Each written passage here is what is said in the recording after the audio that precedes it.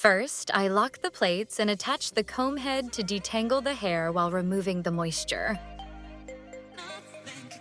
Then I switch the head to the concentrator to remove moisture from the roots and the rest of the hair.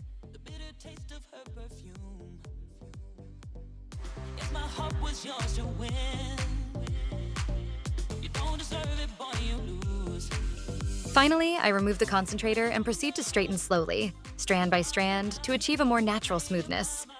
Additionally, it's very important to direct the airflow of the flat iron downward.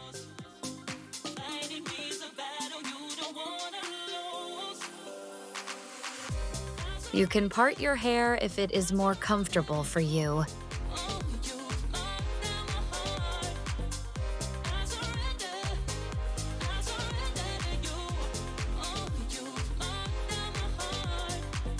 Each hair has different needs, so depending on the thickness and density of the hair, I will set the speed and temperature to my liking.